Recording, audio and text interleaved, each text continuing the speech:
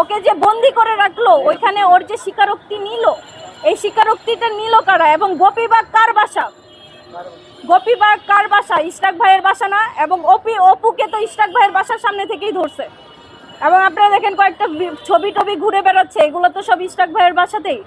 তো এখানে তো বলার সন্দেহর কিছু নাই যে অপুকে নিয়ে ইশরাক ভাই জোরপূর্বক এগুলো করাইছে। এবং যেই ধারণা সেটা হচ্ছে যে অপুকে উনি হয়তোবা আইনি সহায়তা দেওয়ার কথা বলছিল, যে তুমি আমাকে শুধু একটা নাম বলবা, তোমার নাম একটা নাম বলবা, যে কোনো উপদেষ্টার একটা নাম বলবা, হয়তোবা আসিফ নয়তো নাহিদ, কারো একটা নাম বলবা যে এরা তোমাদেরকে দিয়ে চাঁদাবাজি করায়, তাইলেই হবে, তোমার যত রকমের হেল্প লাগে আমরা তোমাকে করবো। তো আপনার হাইপোথিসিস, আপনার ধারণা এরকম হতে পারে বলতেছেন, তাই না? জি আমি ভিডিওতে বলছে 26 তারিখের পর প্রতিনিয়ত আপনার সঙ্গে কথা হতো, তখন তিনি আপনাকে কি বলছেন? তখন চাঁদাবাজি সংশ্লিষ্ট কোনো কিছু বলেছেন? না, উনি বলছে যে আমি পুরাপুরি ফেসে গেছি, এটা আমি বুঝতেই পারি না, আমি নিজে যাই ওইখানে এইরকম সিচুয়েশনে পড়ে যাব। আমি জানতামই না যে ওইখানে রিয়াদ টাকা নিতে গেছে, বা ওই আঙ্কেলও আইসা রিয়াদকে টাকা দিবে, এগুলো অপু জানতোই না। অপু গেছে শাম্মী আহমেদকে ধরার জন্য, এটাই ওর উদ্দেশ্য, আর কোনো উদ্দেশ্য ছিল না।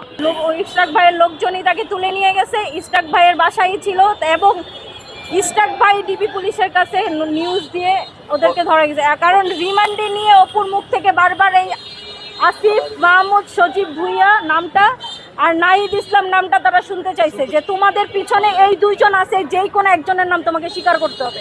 সে কিন্তু 164-এ কোথাও এই দুইজন উপদেষ্টার কারো নাম সে বলেন।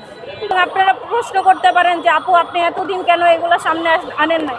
না, আমার পাশে কেউ ছিল না, আমি কাউকে চিনি না। এই যে মিডিয়া আপনারা সবাই সামনে আমার দাঁড়ায় আছেন, এতগুলো চ্যানেল, এগুলোকে তো আমারে ম্যানেজ করে দিছে অপুর দলের।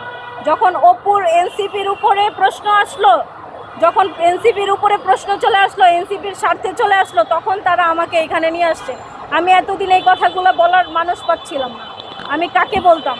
আমি আমার জায়গা থেকে যতটুকু অপুর জন্য করার অতটুকু করছি। এখন আমি জানি না যে আজকের পরে অপু সাধারণভাবে জীবনযাপন করার সুযোগ পাবে কিনা, তার নামে আরও মামলা মোকদ্দমা হইতে পারে, তারপরে হচ্ছে গিয়ে জামিন নাও হইতে পারে, সাজাও হয়ে যেতে পারে। আমি সবার কাছে অনুরোধ করব এগুলো যেন না হয়। ছেলেটা পুরোপুরি একটা মিডিয়া ট্রায়ালের শিকার হয়েছে, আপনারা এত কঠিন হয়েন না আমাদের প্রতি। অপুর জন্য পুলিশ কোনো মেডিকেল রিপোর্ট জমা দেয় নাই, আমরা আবেদন করছিলাম মেডিকেল করার জন্য, সেটাও গ্র্যান্ট করে নাই।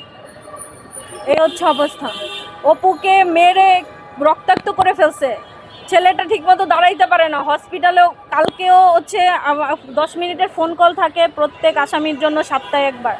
অপু আমাকে গতকালকে ফোন দিছিল, বলল সকালবেলা মেডিকেল টিম তার চিকিৎসা করে গেছে, তাকে মেডিসিন দিয়ে গেছে, তার অবস্থা খুব একটা ভালো নয়।